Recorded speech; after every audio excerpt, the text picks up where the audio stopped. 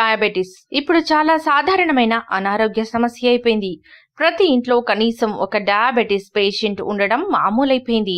Diabetes ఉన్నవారు మందులు క్రమం తప్పకుండా వేసుకుంటూ జీవనశైలిలో మార్పులు చేసుకోవడం ద్వారా సాధారణ జీవితం గడపడం సాధ్యమే. అయితే తరచుగా రక్తంలో గ్లూకోజ్ స్థాయిని పరీక్షించుకోవాల్సి ఉంటుంది ఈ డయాబెటిక్ పేషెంట్స్. ఇందుకు ప్రతిసారి డయాగ్నోస్టిక్ సెంటర్ కు వెళ్లే అవసరం లేకుండా రక్తంలో గ్లూకోజ్ స్థాయిలను తెలిపే డిజిటల్ పరికరాలు అందుబాటులోకి వచ్చాయి. వాటిని ఉపయోగించడం చాలా సులువు. అయితే వాల్యూస్ కరెక్ట్ గా రావాలంటే కొన్ని జాగ్రత్తలు తీసుకోవాలి. అవేంటో ఇప్పుడు తెలుసుకుందాం.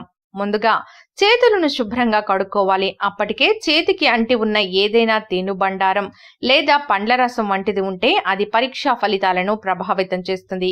ఇక అదే విధంగా వేలి మీద గోరుకు దగ్గరగా ఉండే భాగంలో పిన్తో గుచ్చి రక్తం తీయడం మంచిది. ఎందుకంటే పనులు చేస్తున్నప్పుడు ఎక్కువగా ఉపయోగించే వేలి భాగం అయితే పెద్దగా నొప్పి అనిపించదు కాబట్టి. ఇక పరీక్షకు సరిపడినంత రక్తం రాలేదని వేలిని పిండి రక్తం బయటకు తీసే ప్రయత్నం ఎట్టి పరిస్థితుల్లో చేయకండి. అలాంటి సందర్భాల్లో గుచ్చడానికి ఉపయోగించే పరికరం మరికాస్త లోపలికి చేరే విధంగా సరి చేసుకోవాలి. ఇక టెస్ట్ స్ట్రిప్ కు ఎదురుగా రక్తం నమూనాని ఉంచాలి. మీటర్ డిస్ప్లే మీద ఫలితం కనిపించే వరకు వేచి చూడాలి. అదే విధంగా పరీక్ష చేసుకున్న సమయం, తేదీ, పరీక్షా ఫలితాలు రాసి పెట్టుకుంటే మీరు డాక్టర్ని సంప్రదించినప్పుడు వివరించడానికి అనుకూలంగా ఉంటుంది.